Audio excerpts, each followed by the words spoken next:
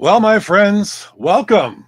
It is early April, right after April Fool's Day. This is April 2nd, 2025. This is Material Issues, episode number 198. I'm Mark Hershberger over here in slightly better weather, southern New Jersey, just outside of Philadelphia, PA. I'm having a great day with the new pups, enjoying life. Joining me as always, my good friend, the president of the International Pop Overthrow Music Festival out in sunny Southern California, Mr. David Bash. Looking fashionable with your bling. Thank you so much. Well, that's not a paisley shirt. That's like a paramecium or something. What kind of organism is that on the front? Actually, no, there is some paisley. Oh, well, you know what? It does look more paramecium-esque. That's true. Yeah. It's considered paisley. Yeah, I took some acid. I'm looking through a microscope at all the particles and beings, parameciums, amoebas. I forget everything else from my biology classes, but that looks good. Looks good on you. Thank you. Yeah. How you feeling, my friend? I'm feeling pretty good. We've got stuff going on as usual.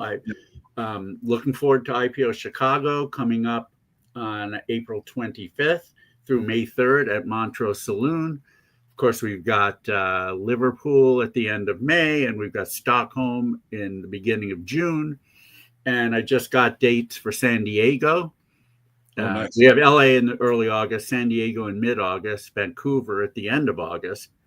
And I'm thinking about bringing it back up to San Francisco. I'm going to contact a few clubs, see if maybe in September we can work something in.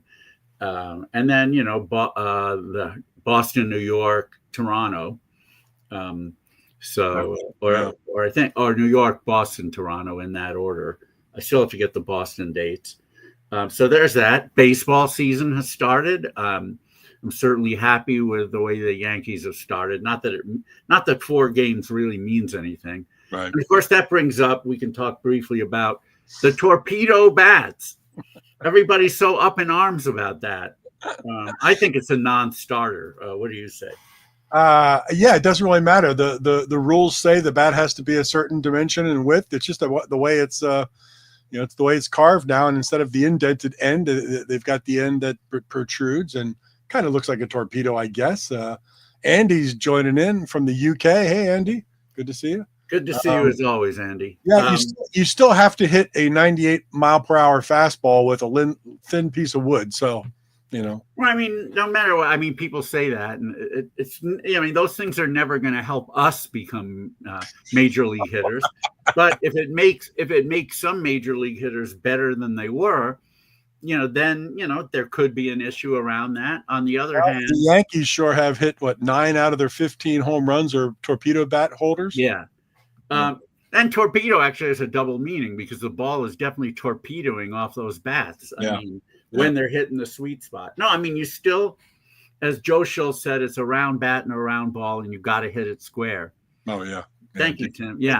So, yeah, I mean, it's not going to make, if you can't hit it on your sweet spot, it's not going to make any difference. But if you can, then it will make a hell of a difference. I saw a post the other day about it. There was a Phillies pitcher that said, well, if batters are allowed to put like pine tar and all kinds of crap, or on their hands and their bat in preparation, we should be able to use all kinds of crap on the ball to try to get them out too.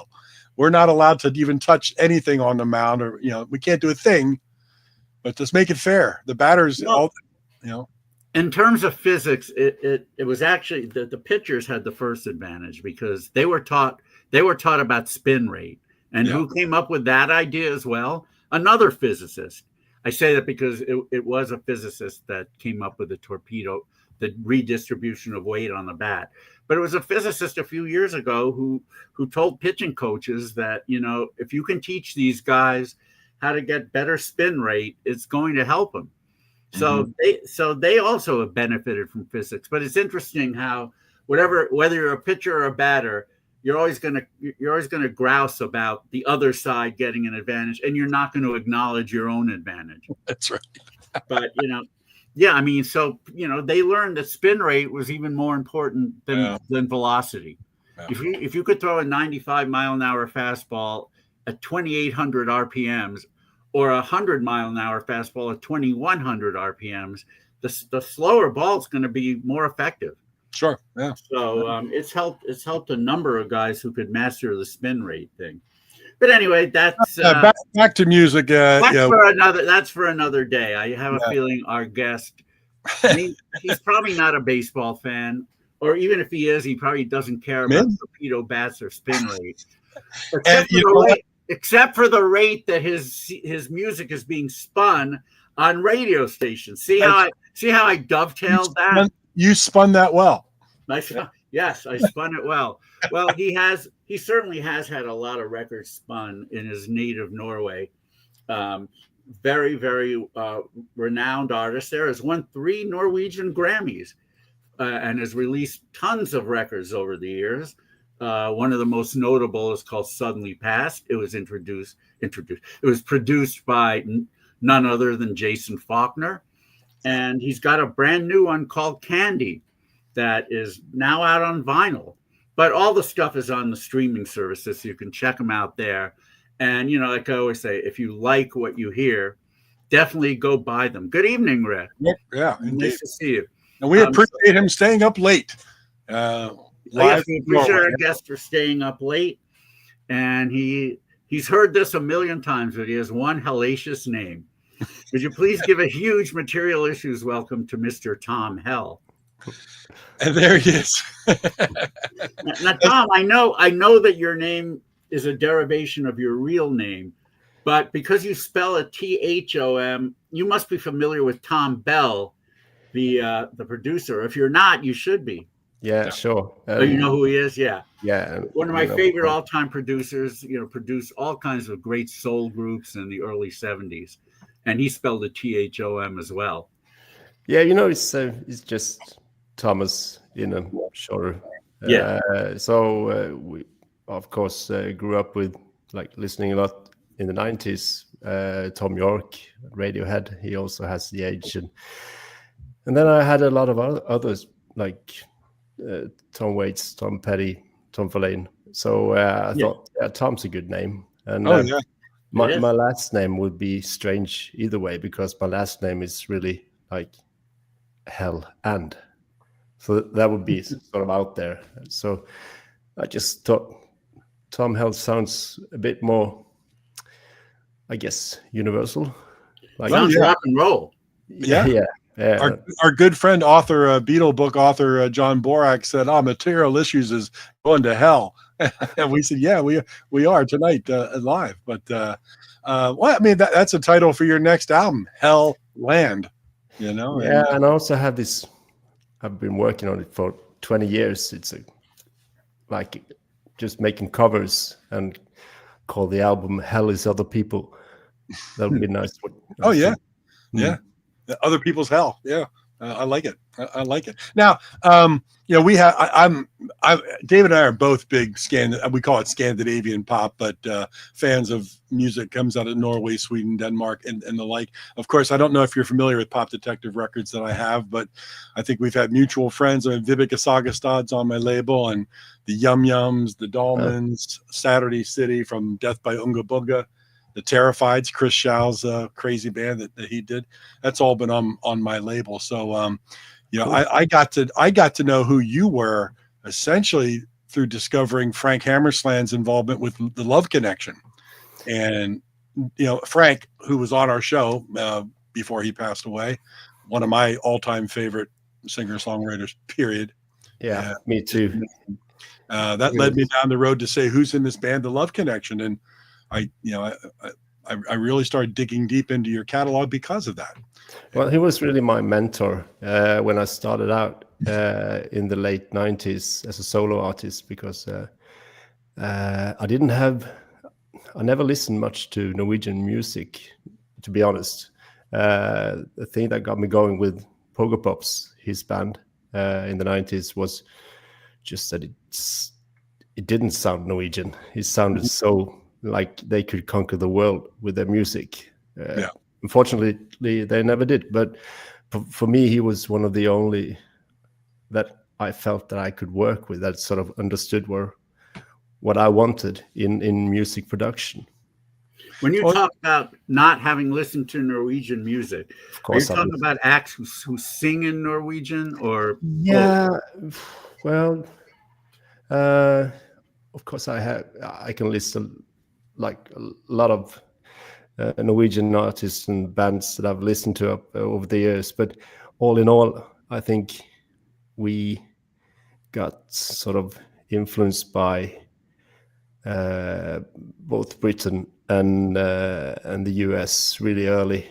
It's like I remember, like I learned to speak and understand English just because we got all those channels in the late 80s, before we even learned at school, because everything we got from television wasn't dubbed, or there were no translation, so we just had to sort of figure out by ourselves. And also I grew up with my parents' taste in music, and they had a lot of Beatles and Beach Boys and what have you, like all the 70s, 60s, 70s stuff.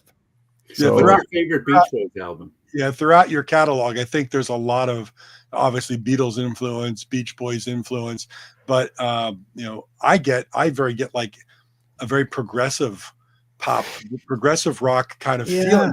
So much you do on some of your albums, yeah, for sure. Yeah, not that it's over, like, progressive rock, progressive pop. Many times, like our friends from Klaatu would say, Terry Draper said, if anything worth doing is worth overdoing, and that's kind of progressive. But it's like you have a progressive pop sound that's very stripped down, but it's still progressive in nature. Yeah, the thing is, I'm not that technical. Both like either on like guitar or piano. I'm self-learned, so I have my limitations, and sometimes limitations they can be good, because I have to focus on a good melody and harmonies. So yeah, and I think the reason why I used to love listening to like Gentle Giant, Yes, and Genesis and stuff like that, because I could never do it in a million years. And I find that so inspiring, listen to stuff that I can't do. It's the same with listening to jazz and classical music. I listen to everything because it's really inspiring. But the main reason I started like writing songs myself was because I was so hung up on Harvest with Neil Young when I was a kid, and I just found out I can play those chords, but I just found out like it's the melody, it's the top line. That's what's important, and that's what I had to focus on. You mentioned Gentle Giant. They have an album. Isn't it them that have the album called Acquiring the Taste? Well, that was one band. When I was in college, I never believed in acquiring taste. I thought you either like it or you don't, and that's never going to change. Well, I first heard Gentle Giant when I was in college, and I could not stand them. And but now I love them.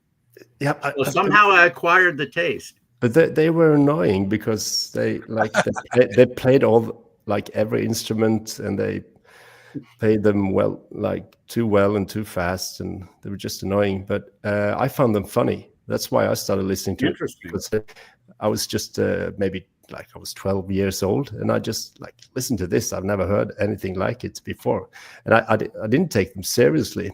It was just like you, maybe when I got older, I started to enjoy them like musically. So let me, before we talk about maybe your youth and how you got into music and things, a big question that I always have with all my Norwegian music fans: why are you singing in English, and why do you do that so well, and why not? I always say, because being big in Norway is not that big. No, right? No, right? It's like, we're not even 5 million people, so. Right. So there was a lot of discussion in Norwegian press, like I guess 15, 20 years ago. It's like all the interviews I did, I was like, why don't you sing in Norwegian? And I was like, what's wrong with hoping for more? Exactly. and unless you're sort of Kaiser's orchestra or something, just that's more theatric, and it's not about what you're singing, it's the way you're singing it, and that works in like all the countries, like Italy, Germany, even the US, because and they sing in Norwegian. But for me, wanting to make what I call classic pop is like based on the 60s and 70s. That's for me. That was like the language was English. Yeah, I know. I mean, David and I talk about lyrics and what I'm a lyrics guy. I love lyrics. I love music. I love music more. Well, see, that's David. David, on the other hand, he'll talk to me about, or he'll send me a song or something, and he'll say how much he loves this, but it'll be in another language. And I don't listen to lyrics much at all. I just I care about how they sound more than what they mean. Yeah, me too. I've really I picked up this album just the other day with this African jazz stuff like from the 60s. It was just, what is this? It sounds like velvet. It's like I couldn't care less if what language they sing in. Right. And also, like this, what's he called? This Gardel. This is the guy who invented tango music in Argentina. Oh yeah. It's like you don't have to know what he's singing, because you know what he's singing about, even though you don't understand. Right. Yeah. Now here's a question I always have for, well, it turns out Scandinavian artists in general, but because I've seen enough of you guys play live, why is it not weird that you sing in English and then when you talk to the audience in between songs you speak in your native language? I don't know. That's really strange. We asked Frank that when he was on the show, because he'll finish a track or something, a song, and he'll turn and talk to the audience, and it's all in Norwegian. Yeah, I think I have an answer to that, because I was about to say that, like, my English is better when I'm singing. It's like I'm way better singing English than speaking English, because now when I talk to you, I have to sort of analyze. It doesn't come fluently like when you've written down a lyric. So I guess that's one aspect of it, that it's easier to do jokes in your own language. Like, it's really hard. Even me, like, I live in Sweden now, and whenever I do a concert in Sweden, it's like they just stand and stare at me like I'm stupid because they sort of don't understand my humor. Well, isn't it true though? Because I've had some friends here from Norway and from Sweden, but to me, from English, the Norwegian language and the Swedish language, they sound the same. Yeah, we were the same country. But isn't the language very different though? It's not like it's not easy for you to understand the Swedish language, and vice versa. Because my daughter had a transfer student from Sweden in high school, and then a friend of mine from Norway, she came over to tour the United States and look around, and I had her around here for a week or so, and I introduced her to this cheerleader from Sweden, and they really couldn't converse easily. No, you have so many dialects. Yeah. So even I can't understand some of the dialects in Norway. No, wow. It's really strange, because the country is so long, because like if you turn it around, it would end up down, like way down in Italy. So it's really why go from Norway to Sweden? Isn't Norway the happiest country on the planet? Isn't that yeah, but I got a Swedish girlfriend, and we got kids. That's it. That's why. That's all you need to know. Yeah. No, but it's not far. It's like, the distance is really short. So I travel back and forth all the time. Yeah, indeed. Well, why do you think? And just sticking with a line of question here, singing in English, I get it. You do it so very well. But why do you think Scandinavian artists have a hard time breaking through in the U.S.? Just period. Because there's just not a whole lot of, No, but I've worked with American musicians and artists as Jason Faulkner, but also with I did an album with Larkin Poe when they were quite young, like they were maybe 17, 18 years old or something. What was that? The sound of or the ocean? Yeah.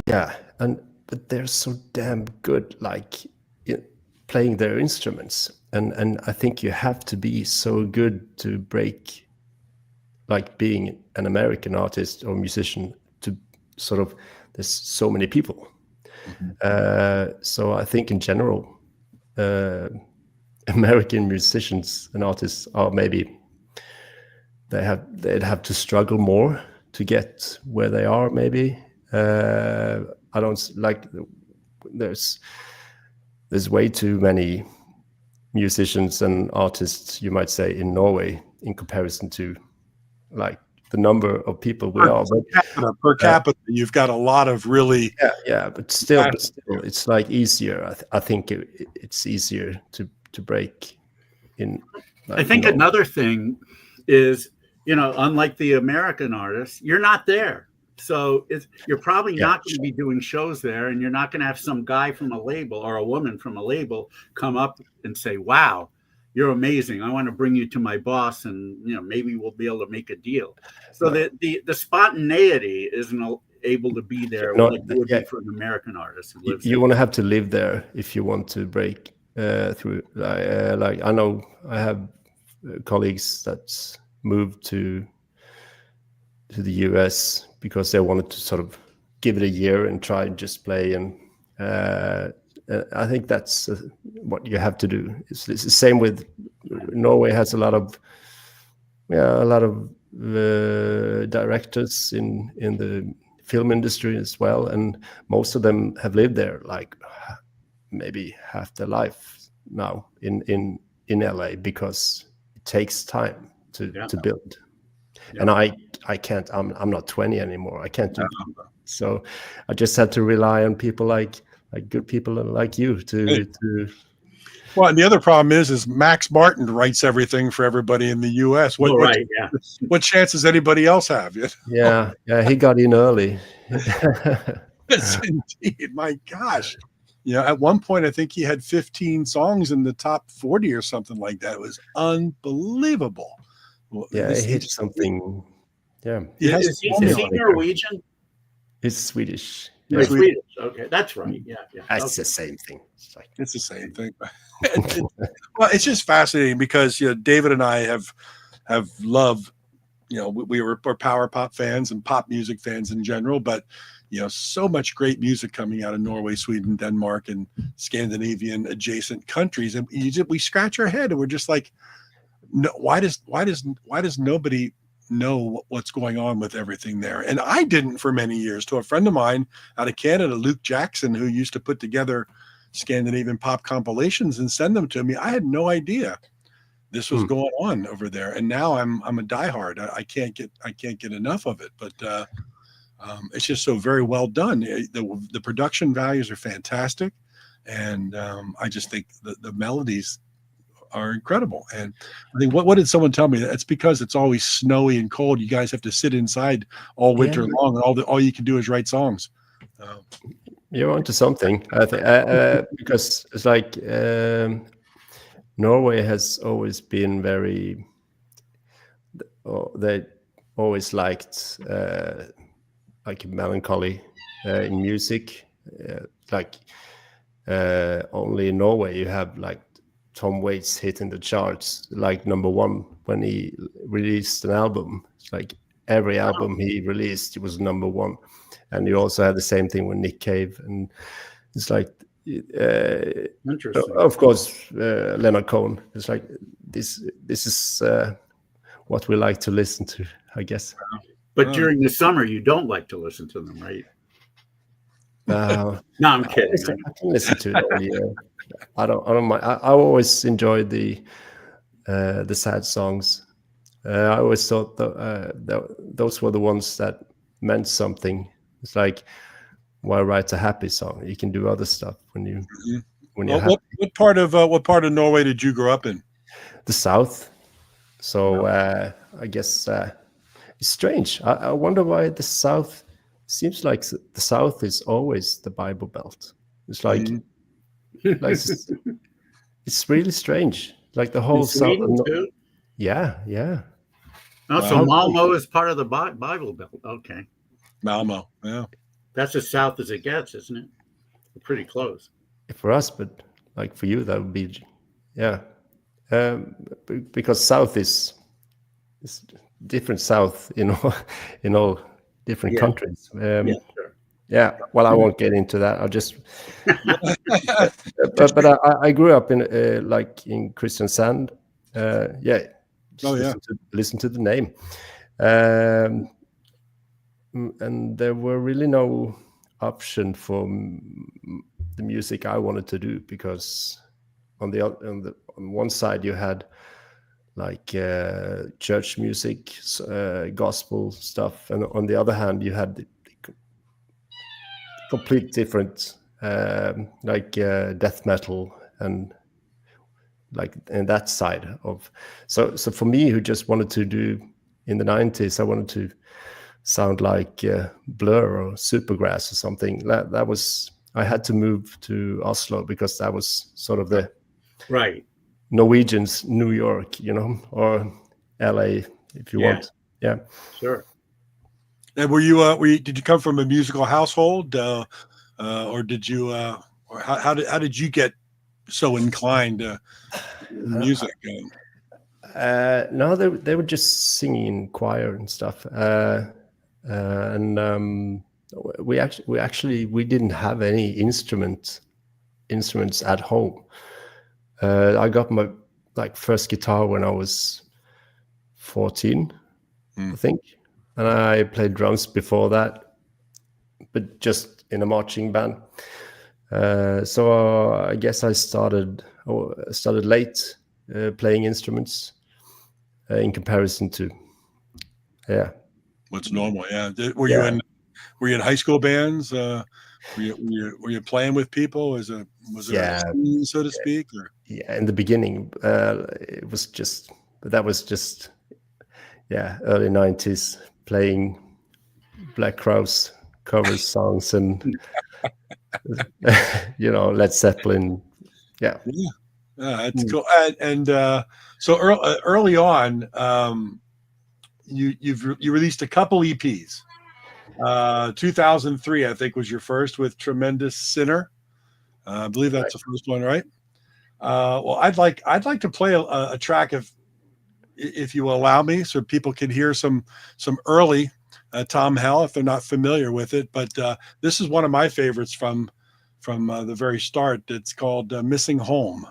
And Frank was on that. He was playing bass and Yeah, indeed. So I'd like to play that right now for everybody to hear a little early Thom Hell as we move through your catalog a little bit. But here's "Missing Home" from Tremendous Sinner from 2003, Thom Hell.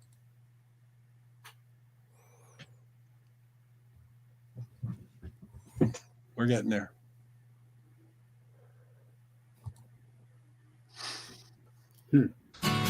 She never came home. She knew that no one would help her now. So where did she go? No one ever found out.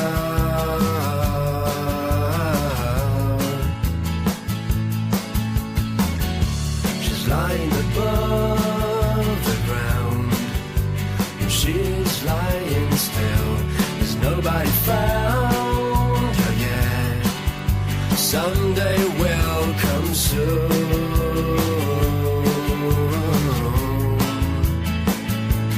But she's missing home right now. Yeah, she's missing home right now. She can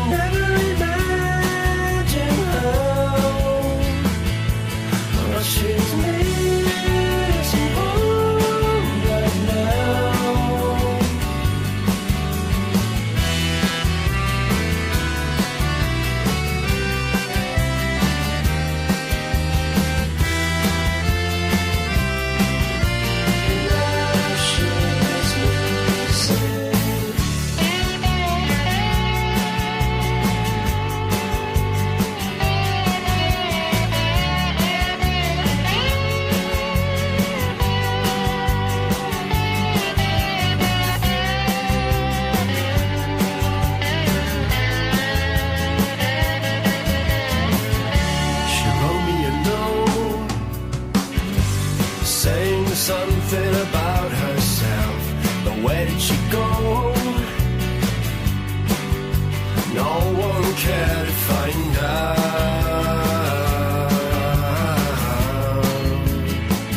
Oh, but she needs someone right now. Yeah, she needs someone right now. But she can never imagine her. Oh, she needs someone right now. She's missing home right now.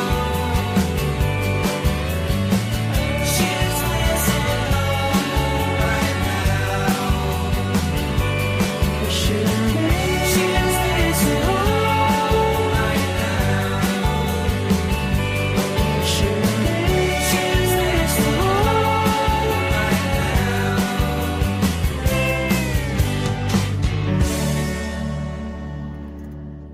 Yeah, it's a great track. Oh yeah, I love it. Great hook. It's right out. It's right out of the bat. How did that first EP come about? I mean, what led to that? I was desperate. I had lived in Oslo for maybe 3 years at that point, and I had a friend of mine who worked in the studio where this was recorded, living room studios, and I just said to him, I have to record something, because I guess I was 26, maybe 27, and I thought, what happens if I die tomorrow? I have to record something before that happened.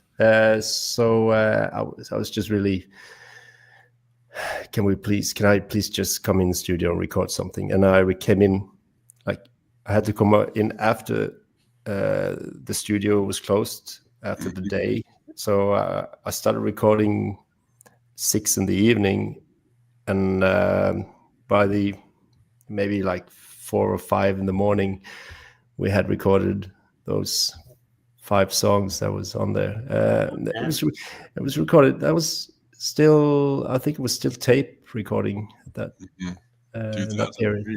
Yeah, so it took some time, but well, I guess it didn't take that long. It was just like 10 hours, but still, it gave me. I was so glad I knew that something was recorded in a good. We had a good recording. It's like if something were to happen, and I guess everybody wants to leave something behind. Sure. So. You talked about Norwegian music and a lot of melancholia, kind of throughout your entire catalog. So many of your songs are. Yeah, this is a pop song. That's but the funny thing is that the topic is, I'm singing about a girl who is about to commit suicide. Yeah.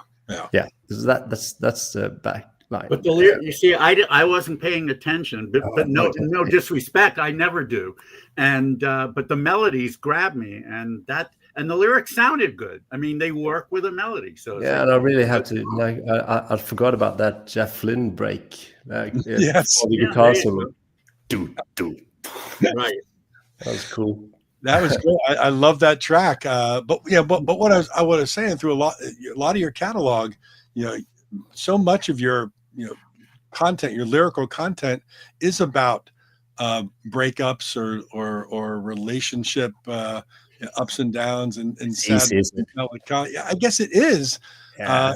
And we've had artists on here before who's from the same kind of vein, and they said, well, I write about what I live, and but sometimes I can make fun of myself. Sure. In concerts and stuff, I can just I usually say, when I started to play a concert, I say, like, most of my songs, this is what they're about, like the relationship that's gone bad, Mm-hmm. And if I don't say anything else, that's what the song is about. And I'll just tell you if maybe one song will come that has another theme or topic, because I think it's like how hard have you lived, like how much pain. But of course I haven't. It's for me it's more a genre. It's more like we talked about earlier, like those were the songs that I listened to that really got me when I was a kid, and like those heartbreak songs.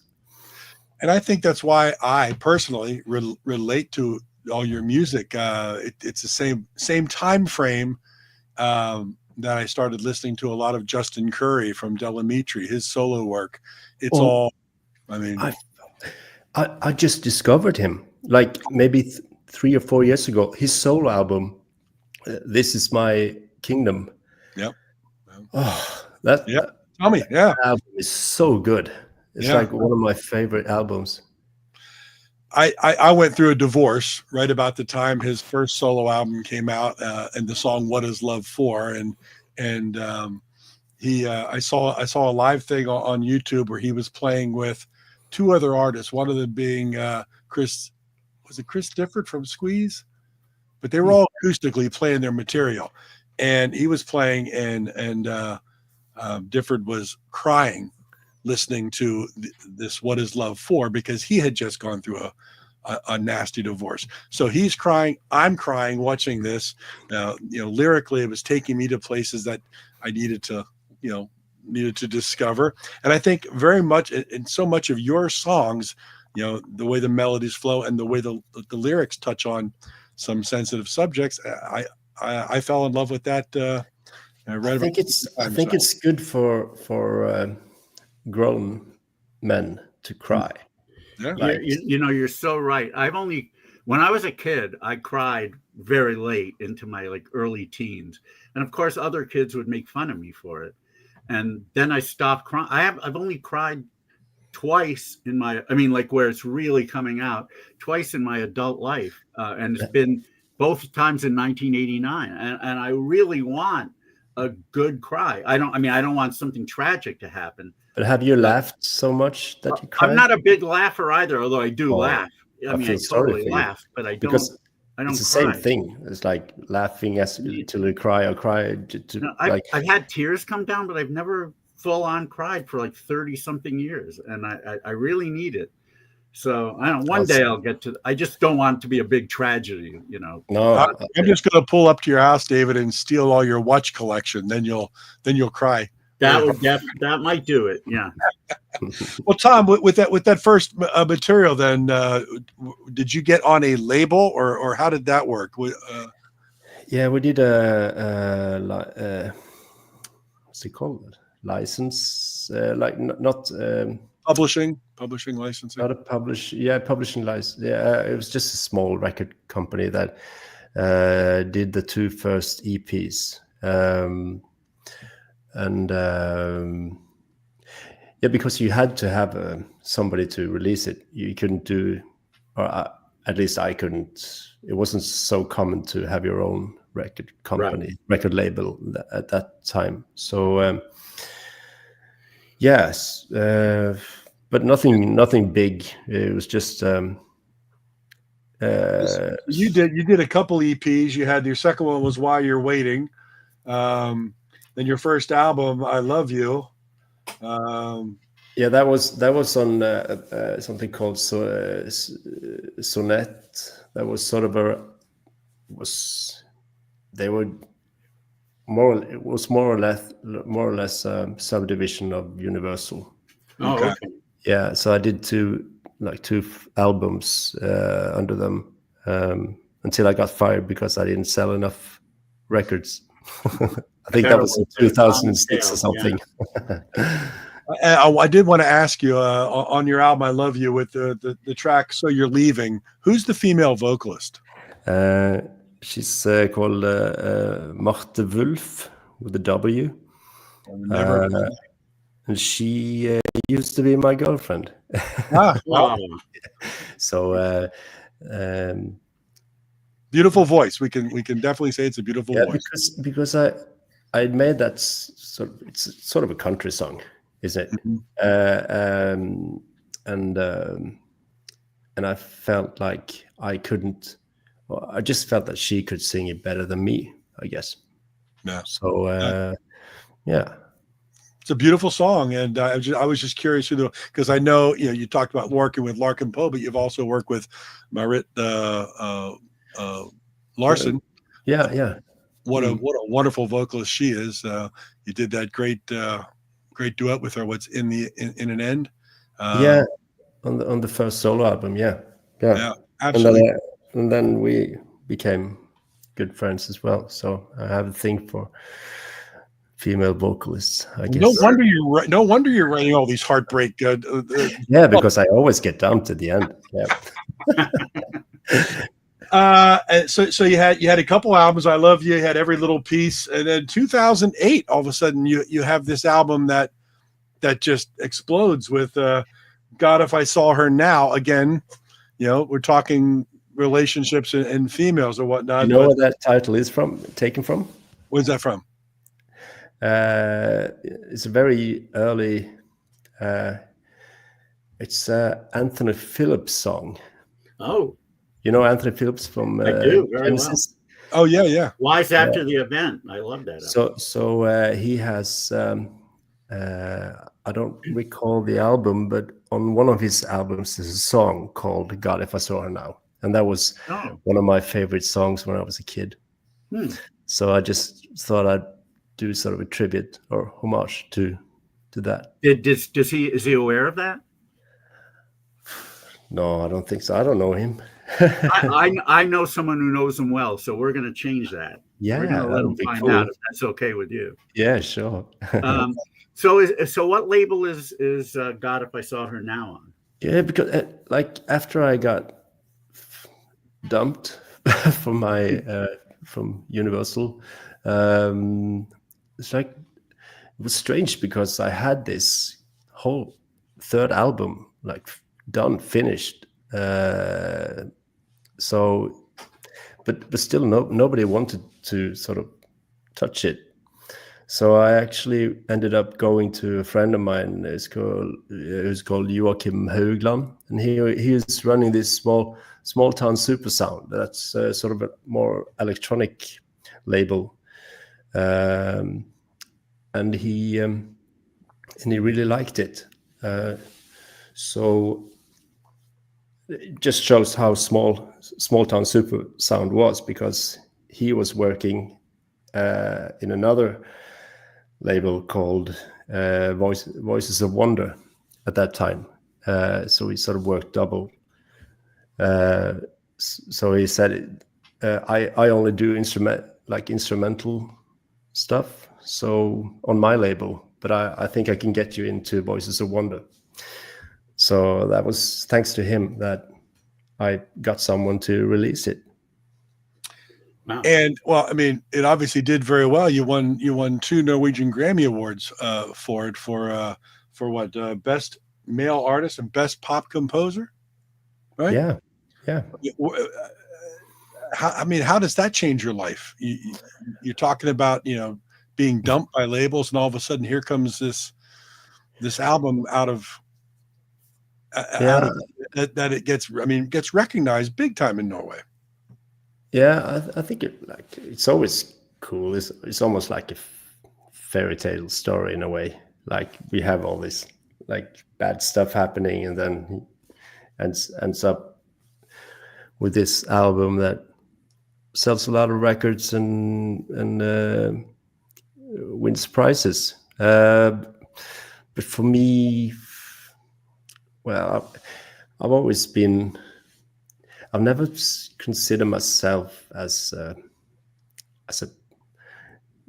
neither pop or rock star. It's not in my DNA, I think. So whenever things happen that makes, when I get a lot of press, like in the or coverage in newspapers and radio, I tend to sort of back off a little because I get uncomfortable. I just want to make songs, make albums, and I'm not so interested in that other stuff. But obviously that changed everything for you, though. Yeah. You know, so you had to be touring that quite a lot. Yeah, with full band. Yeah, that was cool. That was good time. Did they in Norway? Did they have a big Grammy ceremony like they do here?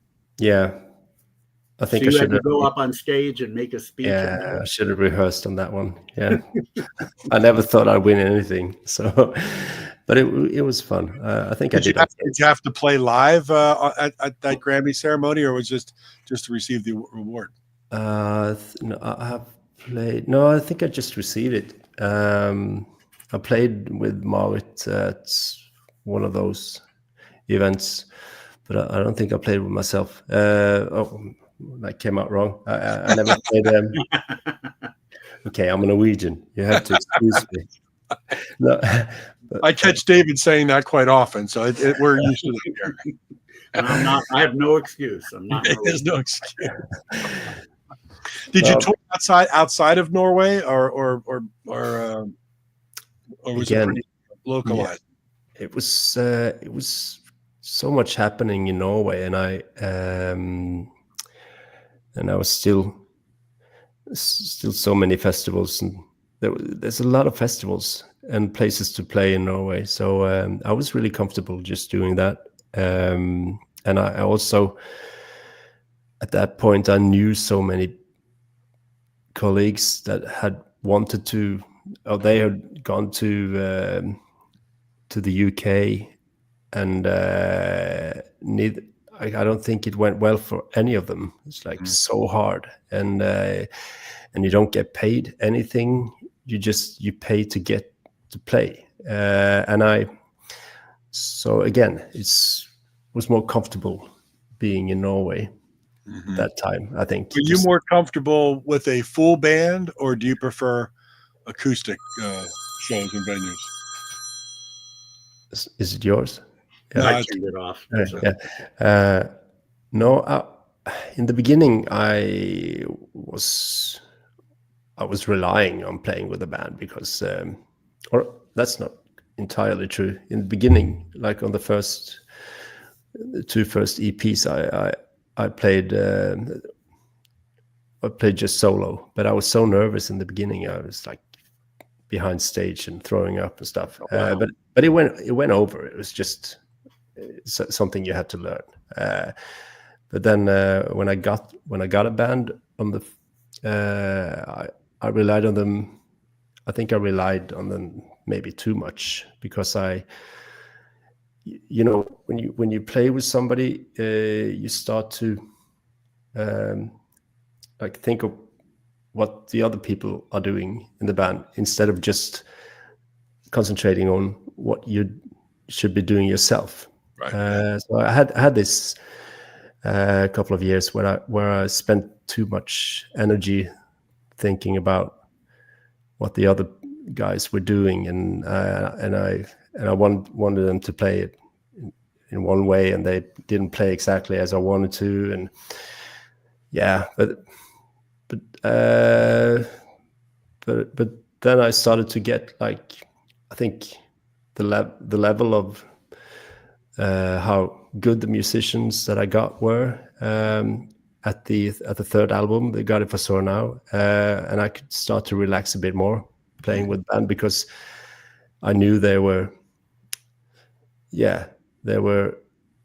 most of them were better musicians than me, and that I think that should almost be like a criteria as an artist, to have the musicians backing you should be better than the main artist. Was it the label who got these musicians? No, that was me, because when I started recording the third album, I started to work with new people. This became a good friend of mine, Even Ormestad. He plays bass in a band called Jager Assist. It's a sort of pop jazz band. So he, of course, knew a lot of really good, educated musicians. So that was new to me. So it was really cool being the weakest link in your own band. That's well, great. but that frees you to be you up front and not have to worry so much about Yeah, I know. Yeah.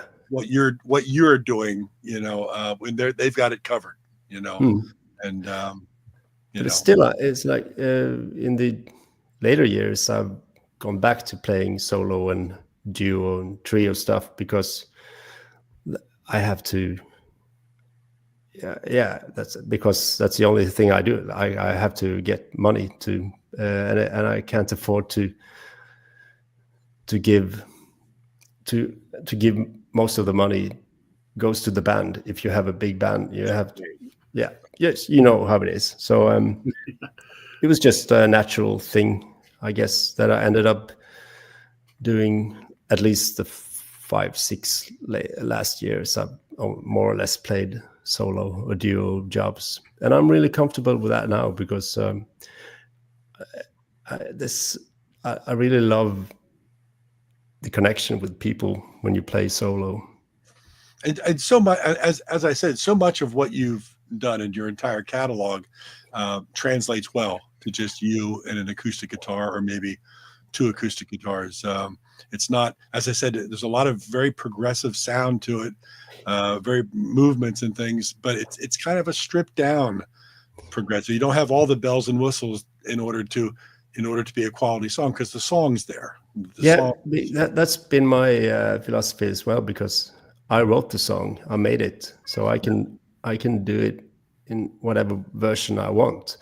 In the beginning, we were really struggling to have the same sound as the album, and sometimes that became quite boring, actually, because then you could rather just listen to the album if you sound the same. So wouldn't that be something if you came out on stage and then just put the needle on the album and then just sat there? Well, isn't that what people are doing now these days?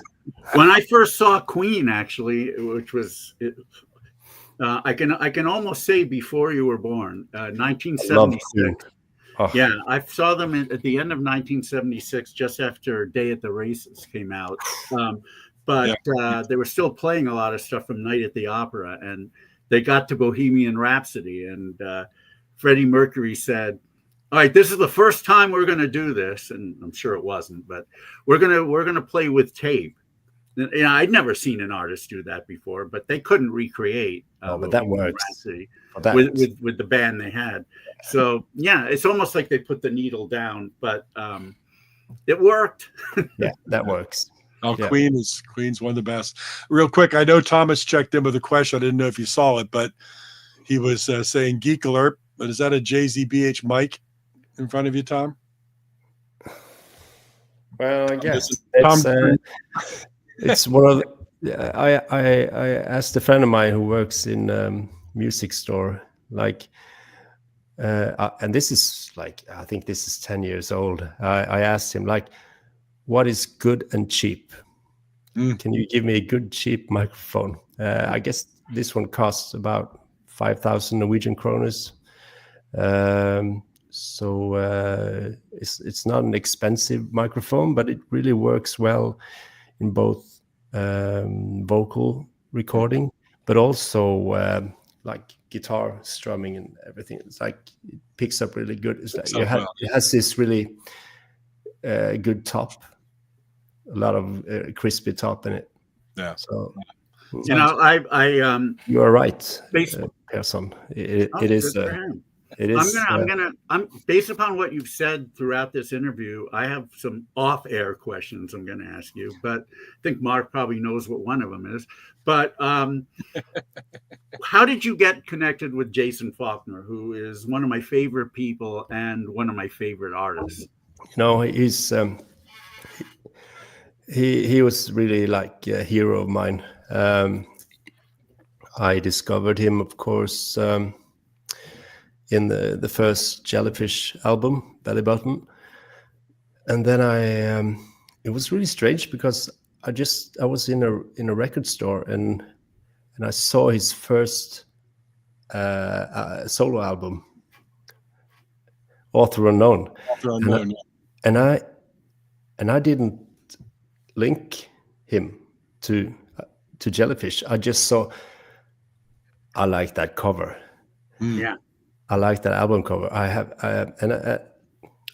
I've always loved to buy albums. Like, don't listen to it. Just judge an album by its cover, because so many times they are. If you think they look good, they are good. And I started, but I started listening to it, and then I saw his name. It's like, oh wow, it's him. And I was. But his 2 first solo albums are so good, and this was in the MySpace area, like the time when social media, like in its beginning. So I actually managed to get a hold of him, like personally, just write him on Spotify. On MySpace, and we got to talk and he had been to Norway and worked with Magnet, I think. I think I just sent him a message if he wanted to produce one of my albums. And while he had been, as it turned out, I didn't know this, but when he was in Bergen producing Magnet, he had found one of my first album and bought it. And he really liked it. So he just invited me over to his home in LA. And I guess we spent three weeks recording it, just me and him. It was really cool. And I got to tell you, listening to that album, knowing Jason as David and I do, and his solo and Jellyfish, you can hear his influence. Totally, 100%. I mean, it's there. It's unquestionable. It's still your stuff. It's still Thom Hell, but you can tell that Jason's fingerprint is on there. And of course, like he played guitars or electric guitars, bass, and drums, and of course some piano. And then I played mostly piano and guitars, and it was like we tried to mix it up, but for me it was really hard not getting him to play, because I just love his approach. Yeah, like especially, well, I guess both bass and electric guitar. It's like you can hear it's him playing the guitar. I can hear, just if I hear a guitar solo he plays, I can hear it at once, like this is Jason Faulkner. He has this unique sound. Very much so. I'd like to play a little bit from one of the songs. I won't play the whole track, but I just want to do a little bit so people who are Faulkner fans are saying, oh, I didn't know anything about that. Well, here's a track from that album. This is called Killing Me. It's one of my favorite from that album. It's great. So let's take a break. There's no need to fake, our relationship is gone. I'm staying at home. It wouldn't last anyhow. If we were to start over now, can we just stop acting mean? 'Cause this breakup is clean.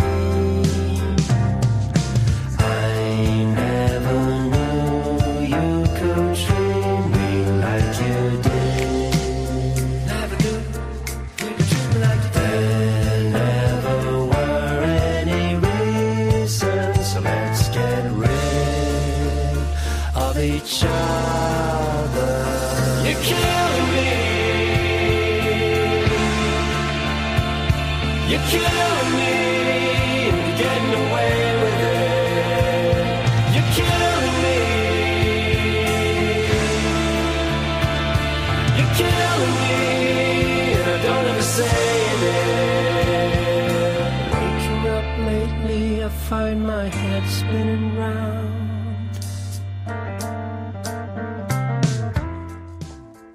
That's just so good. When you sing the word "other" or "another," I can hear Jason all over that. Yeah. That's how he would have sung it too. And the guitar playing too. Yeah. Yeah, it's really. This was really written right after a breakup. So it was like, this is sort of the real breakup album. But I really like that it sounds like, even though it's super sad, it sounds really up tempo and happy. It's almost like a combination of, without comparison, of course, but like Steely Dan song and early Wings stuff. For me, I guess that's where the influence came from. So good. Just so well done. I love that track. And just while people are watching it, we're scrolling across the bottom, thomhell.com. It's a great website with all of your releases on there, all the information. And of course, you're over at Thom Hell, which is the Instagram feed and whatnot. So for people who might not be familiar with your entire catalog, of course, on Spotify, you can listen to a lot of things, but thomhell.com is a great website that'll take them to, But you know what? If you use Spotify, you have to use it right. Meaning, you use it to hear somebody's music. If you decide you like it, you don't keep streaming it. You go to and buy their records. That's exactly what I'm going to do. I practice what I preach. So I've looked at your website, and I will definitely be ordering some stuff. So, but it's so, you just hired. I won't get into that, but didn't you just, like, the taxes now? It's like, I think Norway got 15% or something with some new taxes. So it's almost like if you buy an album, it's almost the same amount in the cost of shipping it. So yeah, ever since COVID is what did that. COVID made shipping. Yeah. Right before COVID, shipping from Europe or anywhere overseas was manageable. Now you're right; it sometimes costs more than the record. Best thing to do is, like, if the both of you bought together, so I could put everything in one case. Except we don't live together. No. He lives in New Jersey. I live in LA. Yeah, what we'll do is we'll buy a whole bunch, David, and we'll send it to my address, so it all comes in one big package, and then I'll send your half out to you. We'll figure it out. You can do that. But that is a big problem with buying things from Europe. Is anymore the shipping is incredible, and yeah, it's hopeless.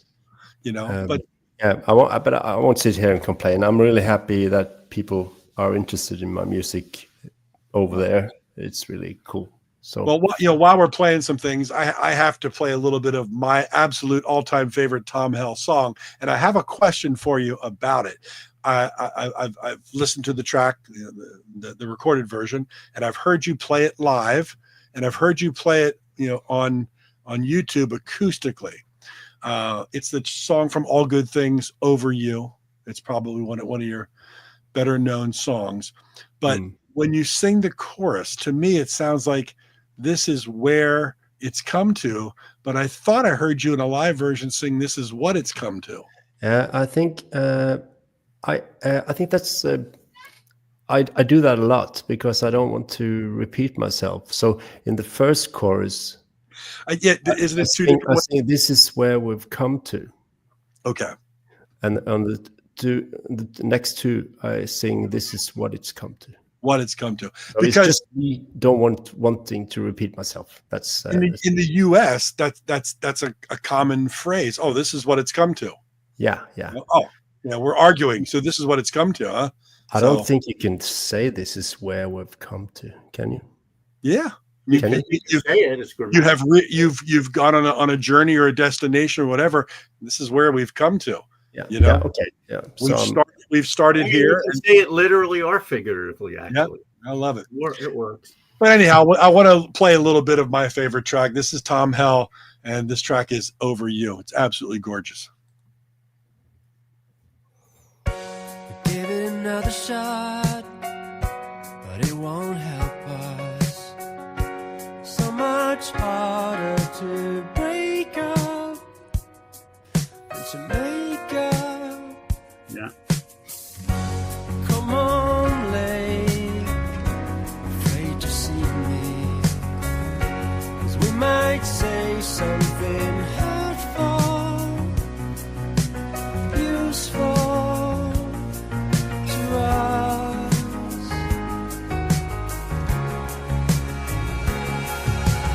This is where we've come to. There was a time when it was me and you. Now it's hard to keep moving. It's the only way I can get over you, my love. Over you, my love. Still asleep when you don't hear me. That's absolutely just a gorgeous, gorgeous track, my friend. So well Thank done. you. That's one that sticks with me all the time. Again, You know who the verse sounds like? Are you familiar with the 60s group, the Left Bank? oh, No, I'm not. You have no. They had I- a huge hit. They had a huge hit in the States called Walk Away Renee, and they followed it up with Pretty Ballerina. And they're very well known for the Baroque rock sound. okay, And because you would absolutely love them. You really need to go on Spotify and check out the Left Bank with an E at the end of bank, of course. And cool. yeah, I definitely hear some Left Bank in that verse. I An have- amazing compliment, by the way. Thank you so much. I will check it out. I love discovering new music every day. But I have to thank my producers for this one, because when I made the song, I made it like more slow, just on the piano, almost like a Randy Newman song. Yep. And when I played it in the studio, they said like, this is going to be this is the hit, and we have to speed it up. We have to orchestrate it with strings arrangements, and I was just like, oh, but I always at that point at that time I always thought the song a bit like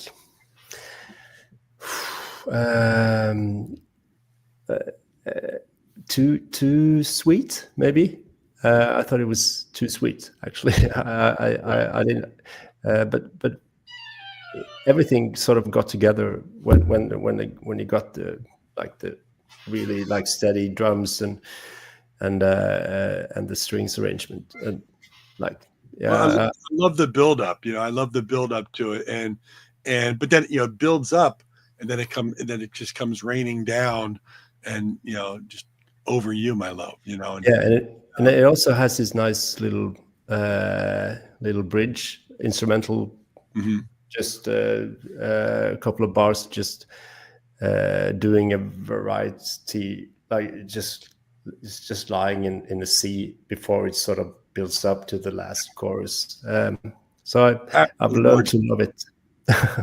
No, it's so good. And I don't know what show you were on. I saw you playing it acoustically on like an interview show almost, and you just on the guitar, maybe. Yeah, you just had the acoustic guitar. You only played one verse.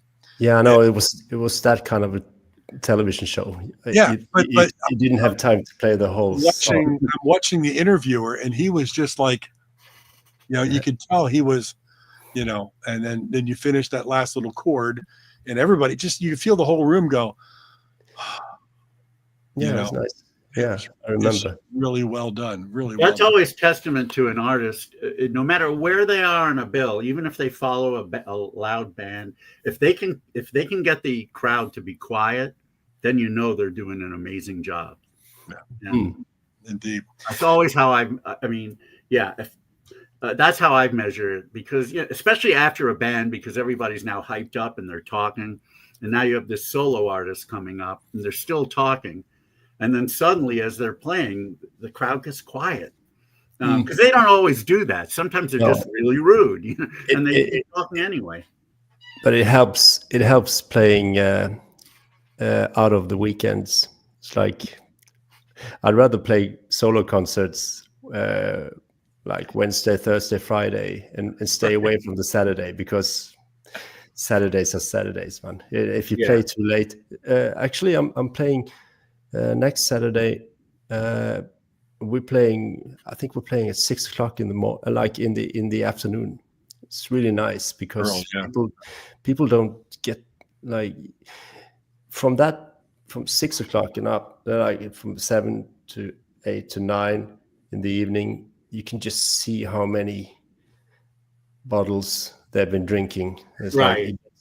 So get them while they're sober. That's a good thing for me.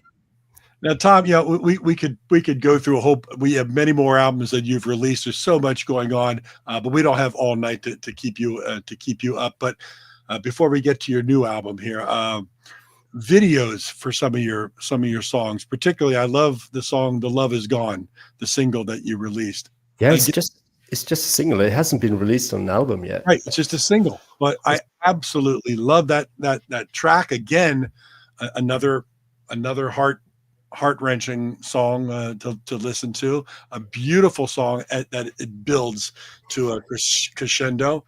But that's something that people need to check out. The Love Is Gone. But the video, who did the video for you? Whose idea was it to? I do all the videos.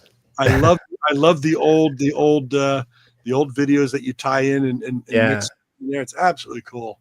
I love. I'm on. You have like public domain. Internet archive and stuff, so you can find a lot of old movies that you can have fun with.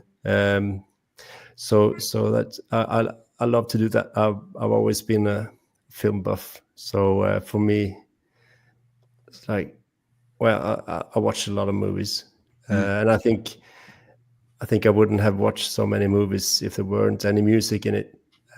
So I think music and film are. They are two of the same. Like you can't have the one without the other. No, it's a gorgeous track. I love the track. I love the video to it. But that's another track. That was me wanting to. I always wanted to make a classic Jeff Lynne track, and I just thought, like, if I were Jeff Lynne, I would have made this song, because that was sort of my take on it. I wanted to again just give my this. I love Jeff Lynne. Here's this song, and I'm fully aware that I sort of take his feel to it, and I just love that. It's a great track. It's absolutely beautiful. Let's talk about. I have to ask, since you mentioned movies. Oh. I assume some of the movies you've seen are Planes, Trains, and Automobiles and Stripes, because the new album is called Candy, which when I first saw it, I thought, well, it probably means the sweet thing you eat. And then I see you have a song on there called John Candy, and there's the shirt. Yeah, I didn't even. Yeah. How did that come about?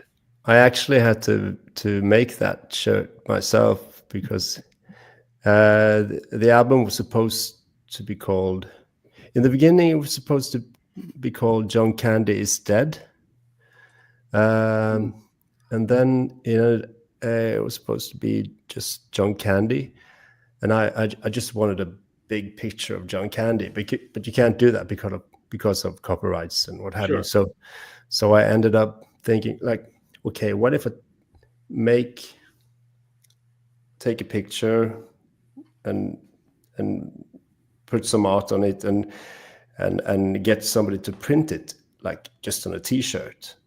That can't be all wrong. Like I could get away with that at least. So, why John Candy? Why? I just always loved 80s movies, like John Candy, Bill Murray, Chevy Chase, Steve Martin, like everybody. It's like if they had a movie out, we went to the movies and watched it. So, favorite John Candy movie? Oh, I think that will be Planes, Trains, and Automobiles, actually. But I also love the small parts he does, like in Little Shop of Horrors, where it's just like this strange reporter or something. I love the Great Outdoors with Dan Aykroyd. You know? Yeah. Summer Rental. You know, And the Beach House. Absolutely incredible. Yeah, Stripes is a big one for me, for sure. Yeah. And in large part because of him. He said a great role in that. And it's almost like he's not, or at least in Norway, he's not that big as Bill Murray and Chevy Chase are, or Dan Aykroyd. So I guess he was big. Like everybody knew him at some point, but or in the 80s and 90s. But I think maybe people have forgotten him a bit. Well, unfortunately, he died. I think if he had lived. Yeah, I know. So that's why I wanted to. But Murray, Aykroyd, Chevy, they were all Saturday Night Live, which was and is still huge. John Candy was SCTV. Which did you get SCTV out in Norway? Did you ever see the Canadian? Yeah. No. I've just seen clips on YouTube in later years. It was a huge show in Canada. Yeah, I know. It wasn't played that much in the U.S. You had to be kind of a fan and be watching at 1 a.m. in the morning. Yeah, that's exactly right. And that's how I discovered him, through SCTV. Along with Harold Ramis and all the other people all the other stuff. Catherine O'Hara. But I think the whole thing with I sort of love the title John Candy is Dead, because I've always been I'm sentimental, of course, as well, and I'm one of those that I as all people do when they get older, they think that a lot of stuff were better before. That's because it was. Yeah, it was. I know. I got to tell my daughters who are 30 and 26, but they both get it. They're both big fans of, not only Scandinavian pop, because of your influence only. Because of my influence. Forget it. You have to teach them right. Yeah. But you've got a great song on the album called John Candy, which is really good. It has a lot of name drop stuff, like everything from Paul McCartney's Tug of War to Cold Spring Harbor with Billy Joel. And yes, I had fun making that, because I never made that sort of song. That was just sort of paying tributes to all the stuff I love. And this album was just released in January, a couple months ago. What label is it on? I've released my from everything from Happy Rabbit from 2016 and up to now. I released myself. Yeah, Happy Rabbit, straight to VHS. Yeah. Right, today is tomorrow. Yeah, it's all. I see there's vinyl on the new album. Will there be a CD as well? The thing is, I had to stop printing. I stopped printing up CDs after Happy Rabbit. No, after straight to VHS. That's a great title, isn't it? Straight to VHS. Because it got so expensive. It's like the cost of printing LPs now have doubled just in the last 8-9 years. Yeah. So I had to sort of I had to choose, because before you could just print CDs because they didn't cost anything or hardly anything. But now it's like you notice every 1,000 here, 1,000 there. You notice the economy is hard, man. So I think Mark and we know exactly where to go with your music, to where somebody we know might very well put out your CD and you won't have to spend anything. Well, that would be awesome. Yeah. do you know how? We will. We will. I'm going to send you an email after the show about a few things. But when did you talk to Jason last? Jason, I haven't spoken with him since he was a guest on our show. I think it's been a couple of years. About 2 years. Yeah, about 2 years. Because he's had like, even when I was there in 2011, 12. When was I recording? At least 10 years ago. He said that he had a new album, but he's like the opposite of me in that area, because like he has a lot of stuff recorded, but he doesn't get it released, and that bothers me. Well, part of it is that Jason's not really comfortable with people he doesn't know. So if someone in the industry doesn't refer him to someone, or he doesn't know them to begin with, he generally doesn't want to, because there have been times, and I've said this to him, when he used to play shows live, and he would play solo, or he would play with a band that didn't do background vocals. I would say to him, I know enough people who know your stuff and who are talented enough. You should get them in the band. They'll do background vocals. They'll make it sound so much better. And he'd say, well, I know these people who we have. I'm comfortable with them. So that's kind of how he is, unfortunately. Yeah. But we can, we can hook you up with somebody that, as again, wouldn't cost you anything, and you can get release and distribution in the States and get it out on CD. It'd be wonderful. I mean, we're not talking Sony here, but yeah, still, we'll get your music out to the people who want it. A very well so cool. Pop label that has great distribution, and everybody knows Ray. Yes, everyone knows Ray. They can take everything, like all my releases. Well, David will send you an email and get you information. I'll give you his contact. You can certainly say that Mark and I sent you, and it's happened. If he likes what he hears, he'll probably do it. Yeah. Indeed.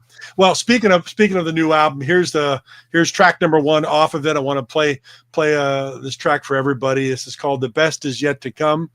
And hopefully for Thom, the best is yet to come. We've really enjoyed having you on the show tonight, and it's been an absolute blast. And thank you so much for staying up late and talking about your career. I'm a huge fan. I know. And after we do, we'll say our good nights. But here it is. The best is yet to come. Thom Hell, brand new album, Candy.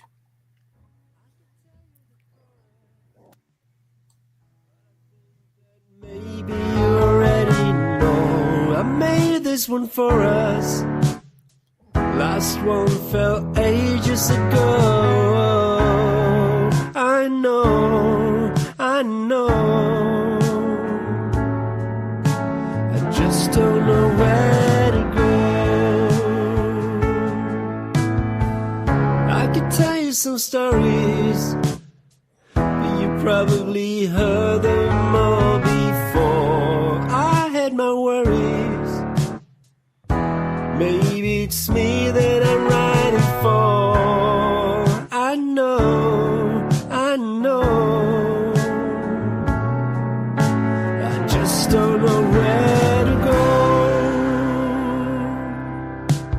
Falling down, getting up. You get older, but I will never stop. 'Cause I'm gonna do this over and over again.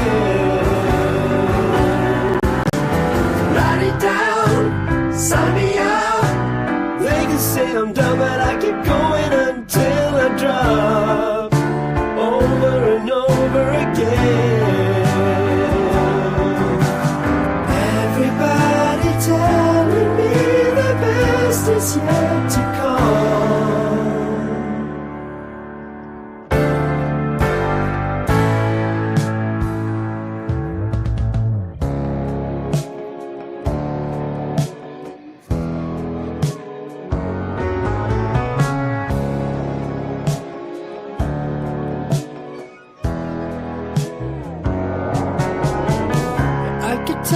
Chorus. I But I think that maybe you already know I made this one for us. Last one fell ages ago. I know.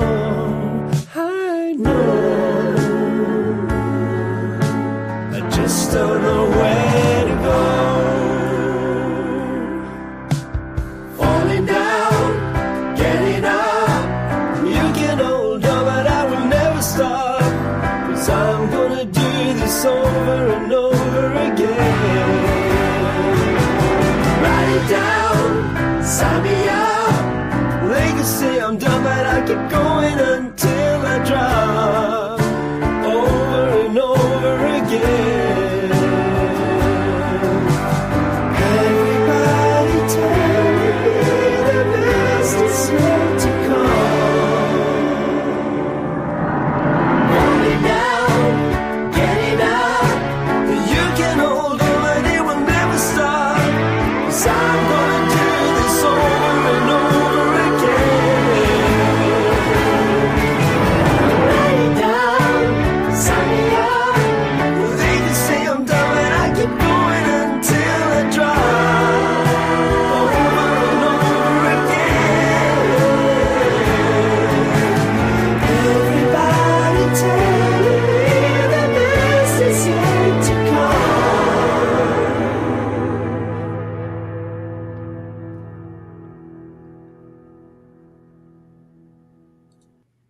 Yeah, I that's can cool. tell you the Oh, there's more. chorus, I'm just going to keep but I think that time with it. It's great. No, whew, That chorus, especially. Oh, I love that. that's It has really- this. Funny thing was, I was really sick when I was recording that at my home, at my house. I had pneumonia. Is it? yeah. Like I was really. So when I was at the end of it, I didn't have any voice at all. So after I put on like maybe 10, 12 backing vocals, like if you hear them in solo, it sounds awful. But I don't know. It sounds really cool when they're all together. It's almost like it has this almost David Bowie thing I going. see where you're coming from with that. I really like I got to say, right about surprise. in the song, there's a layer of background vocals that goes, ooh. Right away, I was like, that's like Wizard of Oz. It sounded like the Munchkins just going, ooh. You know, I'm always been a fan of the Disney choir. I love it. Absolutely great. That's a beautiful song. The best is yet to come. It's from your brand new album this couple months ago, January, Candy. It's available, thomhell.com. Don't worry about the shipping. Just pay the shipping and get the vinyl over here. It comes directly from Tom, probably, so he can sign it for you if you want. But Does it come from? It does come directly from you. Yeah, yeah. So Good. yeah. See, he's actually going to slog through the snow and the sleet and all the bad weather in Sweden. This is actually coming from Sweden, and get it to you. So I can't highly recommend everything. Your entire catalog, if it's available anywhere, buy this man's work. It's absolutely amazing. And Tom, I know you're up late. We thank you so much for joining us here on Material Issues. So great to meet you and having me. to learn more about your music, which I'm a big fan of now too. So Cool. David's going to drop you an email with some information on our good friend Ray, possible distribution from CD here in the States. I think that would be wonderful. And I'm going to contact my friend who knows Anthony Phillips really well. So yeah, that would be awesome. I could if I could send a record to him, that would be so cool. we'll do our best. He's a good guy, meaning my friend Jeremy. So he'll do what he can, I'm sure. Yeah. Tom, best to you and your sleeping family there. Hopefully we didn't wake anybody up, but best wishes with the album. And absolutely wonderful having you here tonight. Have a super night. Thank you so much, for having Tom. me. Yes. Thank Bye-bye. you. Good night. Right. Another great interview. And man. Thank you very much for turning me on to his music, because I know I'd heard his name at some point over the years, but I wasn't familiar with his stuff, and I'm getting to now. So thank you. Well, I've been doing pretty well as of late, turning you on to some things that surprisingly I didn't know you didn't know about. Start off with Twinklehead. Twinklehead. Yeah, and now they're playing IPO. Now they're playing IPO. Which is great. But I've just it's one of those things where, my love of Frank Hammersland's music led me, to Thom Hell. And I don't even know how many albums he's got out. There's quite a lot over the last. This was his 13th, apparently. 13th full length. Or at least 13th disc. Maybe the 2 EPs counting that. But well, he's just, they're all so good. And I can't recommend it highly enough. And thank you, Tim. Yeah, he's a great guy. Great songs, great interview, and really, really wonderful. I hope people check it out. I hope people pick up the new album Candy on vinyl. I know I'm going to be sending off my order to Thomas Simon. Yeah, let's talk about that. If you're serious about combining things, maybe we can do that. We'll combine. We'll get him to send a big box from Sweden. Yeah. Which would be great, but it'll be cheaper to you too than it will to me. So. Sure, I'm over here on the East Coast, so it'll be a little bit cheaper, but that's great. Yeah, wish him the best with it. And speaking of other stuff, what do we got going on here? We got some interesting guests coming up the next number of weeks, and a time change for the show. Right? Yes, indeed we do. Let me just get rid of all this crap here on my phone. Are you playing Asteroids? No, I just actually changed my text ring. I kind of like this one better. But yes, next week on April 9th, we have a gentleman who, I've known for a long time, and pop fans have known him for a long time, even if they didn't know they knew him, because in the late 70s, he had a band in New York called the Poppies, who had a few really great songs, including If She Cried, which was a single on Bomp Records. And I believe Bomp has put out a compilation of Poppy stuff. Just an awesome Mersey beat, power pop kind of song. And then he joined the band, or he formed the band Sorrows, who had 2 albums out on Columbia in the early 80s. Then I'm not sure what he did for several years after that, but he then got back into the biz and started recording and releasing music under his own name. He's played a lot of shows over the years, including IPO a few times. Meanwhile, he got connected with Big Stir, our good friends Christina and Rex, nearby me in Burbank. And several albums have been released both under his name and under Sorrow's name. In fact, the 2 Sorrows albums, he didn't like. I don't know if any of the band liked the way they sounded when CBS released them. They went in and they changed stuff without him knowing. Yeah, and I'm sure that pissed him off. Plus, he didn't like the way it sounded, so he went in, got the tracks, re-recorded things, and they've been released under different names, the way he wanted them to sound, and they do sound a lot better. He was right. Still doing that, in fact. This is an album called Parting Is Such Sweet Sorrow. You get the pun. Mm-hmm. This would have been a 3rd CBS album. They probably would have messed with that too, but this was supposed to come out, and then they got dropped, so it didn't. And now it's come out, and again, the way Arthur wanted them to sound. So yes, Arthur Alexander will be our guest on April 9th, and we're looking forward to that. But he will be our final guest on a Wednesday, at least as far as we know, because episode number 199. Yep. Yes. So episode 200 will, and henceforth, as far as we know, we can see, episodes will be on Sunday at 5 o'clock Pacific, 8 o'clock Eastern, and unfortunately very late in Europe, but that's what archive is for. So even if you can't watch it live, you'll be able to watch it on YouTube or Facebook or wherever. But yeah, on our first episode 200, we're not going to have a guest unless something amazing comes up, and we'll just play music. You never know. Whatever we normally do. So it'll be a lot of fun. If there's a stump the bash in the offing, I'm happy about that. So we'll leave that up. We'll leave it all up to you to paraphrase Donnie and Marie. Let's see.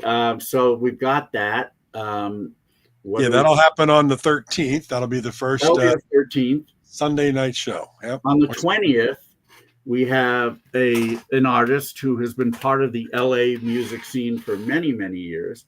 His band, the Piper Downs, were always out playing and playing and playing, and they used to tour outside of even the country. In 2003, they came to Liverpool to play IPO. Then, their rhythm section, a couple, Yell and Ellen, they moved to Texas. They had kids. They just wanted to get out of the environment here, and the band broke up. But Bobby has still been recording, and he has a brand new album under the name Bobby Bogner's Handsome. The album is called And Then Some, kind of rhyming with handsome. And it's, as usual, it's very rock and power pop. I mean, the Piper Downs are all about, the rock and roll, a little bit of punk influence, but always with those great choruses and pop melodies. And this album is no different. So he will be our guest on April 20th. 20th, yep. So he'll be our first guest on the new date, episode 201. After that, the 27th, this is where it's going to get tricky, because on the 27th, I'm going to be in Chicago doing IPO. And because of the new time, it will be, because it's on Sunday, I'll have an afternoon show and an evening show. So we might need to move things a little bit later on that day. I'm not really sure. Well, actually, wait, 7:00, not too much later, but we'll wait until the show's over. And I may end up doing my part from the venue. I don't know. We'll see how that all goes, but we'll figure it out. No guest yet on May 3rd, but we might have someone. May 4th. I'm doing that again. Yeah, May 4th. May 4th, Sunday, May 4th. But Sunday, May 11th, we have a very special guest. Those of you who are big pop fans, and you're talking about Scandinavian pop, there's really, in my opinion, there is no better Scandinavian pop act than Beagle. Yep. They had two amazing albums in the early 90s, Sound on Sound and Within. Then, unfortunately, they broke up. They had a bit of a comeback in the early 2000s, but they haven't recorded much since. Their main man, their singer-songwriter, has been touring quite often with the band Roxette. So he's more or less a member of that band now. And but yeah, certainly I wish that he would record and release more music, but what he's given us has been, it's absolutely immeasurably great. Yep. And yes, we're talking about, we could pronounce it two ways. Those dumb Americans and maybe some Brits pronounce it Magnus Borgesson, but as our friend Vivica told us, it's actually Magnus Borgesson. It sounds so dumb to a Swede, but that's how all the Swedes are sitting there at home right now going, no, that's not right. It's better than Magnus Borgesson, I guess. Yeah, it is. You did well.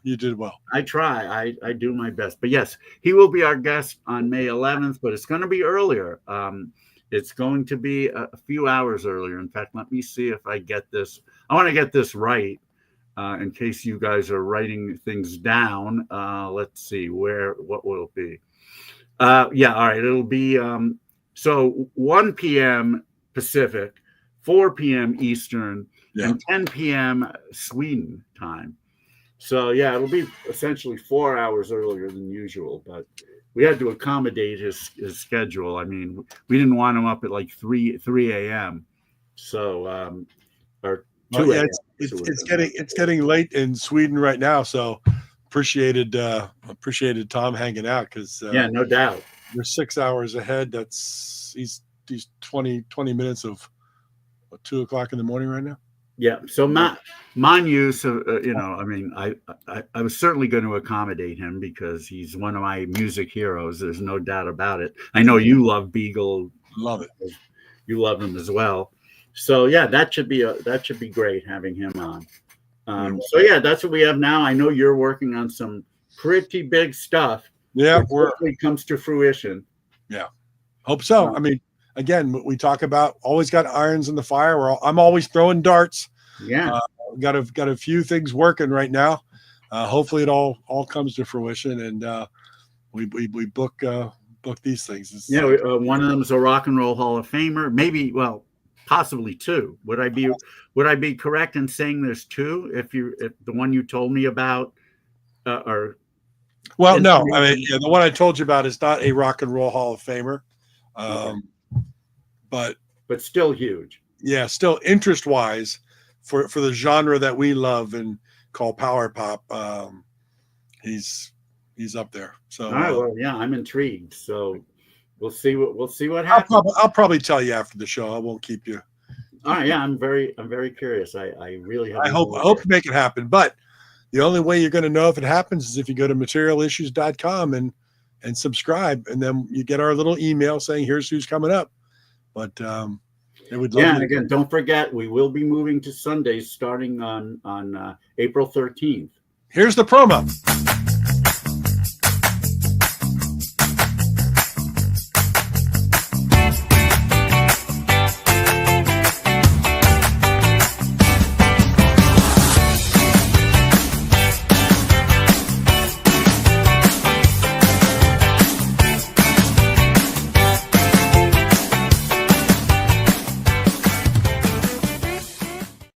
There you go. That's materialissues.com's coming in counterclockwise. That's pretty cool.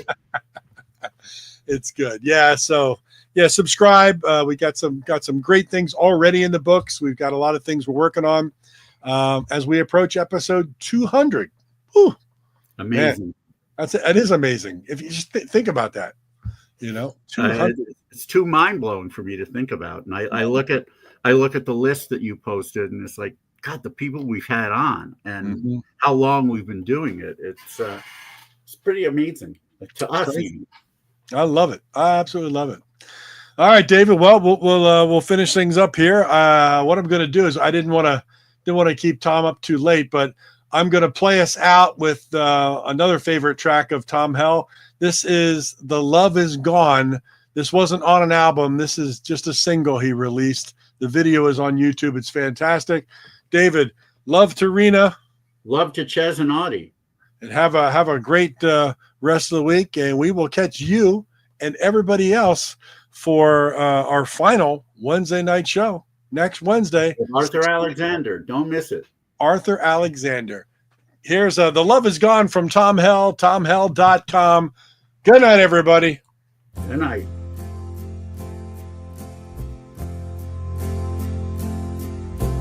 Words don't mean a thing,